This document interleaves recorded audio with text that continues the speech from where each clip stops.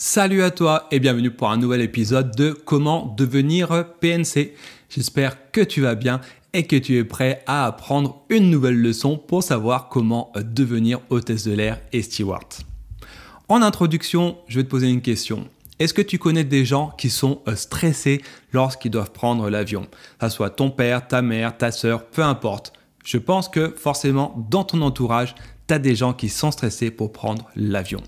Eh bien, imagine-toi pour les personnes atteintes d'un handicap ou des personnes à mobilité réduite qui, elles également, doivent prendre l'avion. Eh bien, cela peut être encore plus stressant. Et lorsqu'on est hôtesse de l'air et steward, eh ben, on doit savoir accueillir ces personnes à mobilité réduite et ces personnes dites à assistance spéciale. Et aujourd'hui, c'est exactement ce que je te propose, c'est de découvrir les différents codes que l'on utilise au quotidien pour accueillir ces passagers. Et également, je vais t'expliquer ce qu'il faut faire ou au contraire ne pas faire pour accueillir ces personnes comme elles le méritent.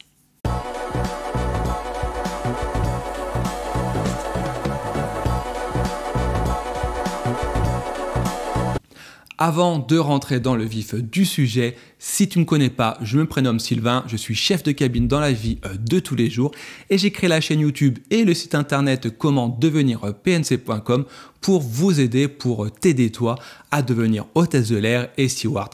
Tous les 15 jours, un épisode où je te donne des clés pour réussir dans ton projet professionnel, dans ton projet de carrière.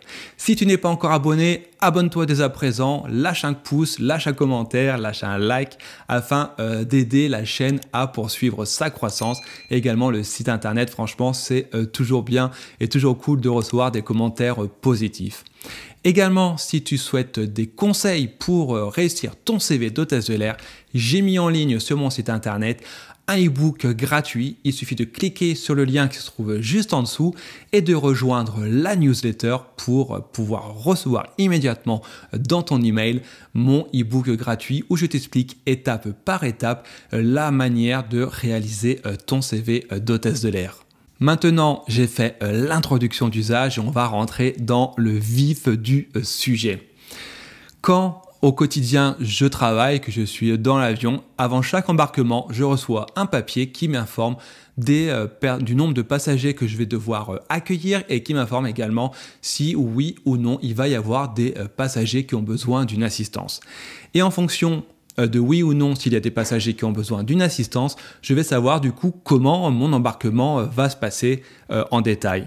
Et en fait, pour ces personnes qui ont besoin d'une assistance, il existe différents codes qu'on utilise au quotidien afin de embarquer ces personnes, afin de proposer la meilleure expérience de voyage à ces personnes qui ont besoin d'assistance particulière. Le premier type de catégorie qu'il y existe pour ces assistances, ce sont les catégories wheelchair qui regroupent en fait les passagers et les passagères, vous mettez masculin, féminin, peu importe dans votre tête, donc des personnes qui ont besoin d'aide pour se déplacer. Alors le premier, donc ça va s'afficher quelque part sur l'écran, c'est ce qu'on appelle les WCHR. Ce sont des personnes qui n'ont pas forcément besoin d'aide en particulier dans l'avion, mais qui ont besoin d'aide pour se déplacer de l'aéroport jusqu'à la porte de l'avion ou au bas des escaliers si on n'est pas au niveau d'une passerelle. Et ces personnes-là, en fait, ce sont souvent des personnes âgées ou alors atteintes d'un handicap léger qui ont besoin d'assistance pour qu'on les emmène jusqu'au pied de l'avion et ensuite, une fois qu'elles sont au pied de l'avion, elles arrivent à monter les escaliers, à s'installer normalement sans autre aide et ça, on va dire que c'est l'assistance la plus fréquente que l'on voit. Dans la même catégorie de personnes à mobilité réduite, on a ensuite les WCHS pour STEP. Donc là, ce sont pareil des passagers à mobilité réduite qui ont besoin d'aide pour se rendre dans l'avion et ensuite qui ont besoin d'aide soit pour monter dans les escaliers ou également besoin d'aide pour aller jusqu'à leur siège parce qu'elles ont pareil de nouveau âgées ou un handicap physique, elles peuvent marcher mais avec difficulté, par exemple avec des cannes ou même par exemple si tu te casses une jambe, à ce moment-là tu rentreras dans cette catégorie et à ce moment-là elles sont aidées, assistées jusqu'à leur siège par le personnel de l'aéroport. Et enfin, la dernière catégorie de personnes à mobilité réduite, ce sont les WCHC. C'est pour cabine. Ce sont pour le coup des personnes qui ne peuvent pas du tout marcher ou alors très très peu. Et à ce moment-là, l'assistance va une nouvelle fois aider ces passagers jusqu'à leur siège et potentiellement devoir les porter et les installer en toute sécurité jusqu'à leur siège pour s'assurer qu'elles soient installées en toute sécurité. La différence entre les personnes atteintes d'un besoin d'assistance cabine ou STEP, c'est que les passagers cabine auront également potentiellement besoin d'aide durant leur vol. Et par exemple, dans le cas de ma compagnie aérienne, ces passagers en question peuvent avoir accès durant le vol à un fauteuil roulant pliable, afin de se rendre jusqu'au petit coin s'ils ont besoin d'y aller. Et si tel est le cas, alors nous, en tant que membres d'équipage, on va alors leur mettre à disposition le fauteuil roulant en question et les aider jusqu'à se rendre aux toilettes. Par contre, à l'intérieur des toilettes, notre travail s'arrête en fait grosso modo aux portes des petits coins dans ce cas-là. Autre assistance que l'on voit souvent et que tu verras souvent lorsque tu deviendras hôtesse de l'air et steward, ce sont les DPNA. Alors DPNA, ce sont pour Disabled Passengers with Intellectual or Development Disability Needing Assistance. Donc en fait, ce sont des passagers atteints d'un handicap souvent intellectuel avec des problèmes cognitifs, et ce sont du coup des handicaps qui ne sont pas forcément visibles. Et là, c'est pareil, ils sont amenés jusque dans l'avion par l'assistance de l'aéroport. Et attention, comme je viens de le dire, ce ne sont pas forcément des handicaps visibles, donc il ne faut pas avoir d'a priori là-dessus.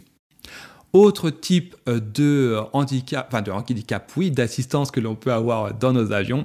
La première, ce sont le code blind. Donc, ce sont pour les personnes atteintes de cécité. Donc, attention, la cécité peut être totale ou partielle, et en fonction du type de cécité qu'on va avoir dans l'avion, pour nos passagers, à ce moment-là, il faudra oui ou non adapter par exemple les mesures de sécurité.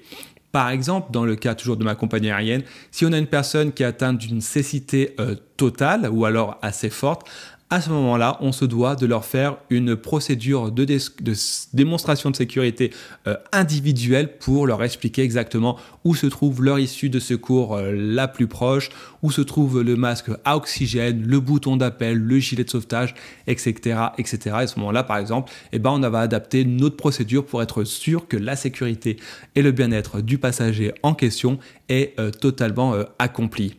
Et dans le même type d'assistance, on a enfin le code DEF. Donc DEF, c'est pour les personnes atteintes de surdité. Et là, pareil que pour les personnes atteintes de cécité, on peut être totalement sourd ou avoir des problèmes d'audition. Et là, c'est du même topo. En fonction du problème, du pourcentage de surdité, on va adapter ou pas nos procédures par rapport à ce passager en question. Pour une personne, par exemple, atteinte d'une surdité totale, toujours dans ma compagnie aérienne, les procédures peuvent varier évidemment d'une compagnie à l'autre. On a des explications écrites où on dit qu'on doit donner au passager en question, idéalement dans la langue qu'il puisse comprendre, afin de lui expliquer quoi faire en cas de problème. Et franchement, ça marche plutôt bien, il faut quand même le dire. Et enfin, un tout dernier code, ça s'appelle le code MAAS, donc c'est M-A-A-S. En fait, c'est un code lorsque un passager ou une passagère a besoin d'une assistance, mais dont en fait son besoin d'assistance ne rentre pas dans toutes les catégories que je viens de vous citer. À ce moment-là, on le rentre dans le code MAAS. Maintenant qu'on a fait un petit tour d'horizon des différents codes d'assistance qui existent lorsqu'on travaille dans un avion, je vais te dire exactement ce qu'il faut faire et ne pas faire pour t'assurer d'accueillir correctement le passager. La première chose, c'est de ne pas avoir d'a priori. Un passager qui a besoin d'une assistance, parfois c'est juste quelqu'un qui s'est cassé un bras ou une jambe et qui a besoin du coup d'assistance pour prendre l'avion. Et c'est extrêmement important de ne pas avoir d'a priori parce que un handicap, par exemple, n'est pas forcément visible et on se dit, tiens, tu vois, cette personne, elle demande l'assistance, mais en fait, elle va, entre guillemets, bien, elle n'a pas besoin d'assistance par rapport à quelqu'un d'autre. Et ça, attention, il faut faire attention que nos a priori personnels ne viennent pas empiéter le bien-être du passager. Autre chose à ne pas faire, par exemple si le passager en question est handicapé et qui voyage accompagné, c'est de ne pas s'adresser directement à ce passager en question. Ce passager en question doit être traité de la même manière que n'importe quel autre passager. C'est-à-dire qu'on lui parle directement, on n'infantilise pas un adulte handicapé ou peu importe, on n'infantilise pas, on ne le tutoie pas, ce n'est pas ton ami, ça reste ton passager. Et on fait en sorte de le traiter en fait de la même manière. Et en fait, c'est ça le plus important qu'il faut retenir lorsque l'on a des personnes à mobilité réduite, à assistance spéciale dans nos avions.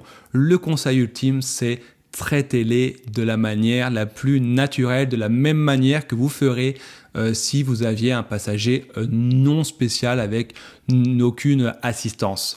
Si réellement la personne ne comprend pas pour des problèmes cognitifs, et bien forcément, il y aura 99% de chances pour que cette personne soit alors accompagnée et ça sera l'accompagnant qui prendra naturellement le relais, mais tant que ce n'est pas le cas, ce n'est pas à nous en tant que membres d'équipage de prendre le devant en squeezant, en annulant physiquement finalement la présence de la personne. Parce que si c'est le cas, attention, c'est extrêmement dangereux parce que finalement c'est de la discrimination.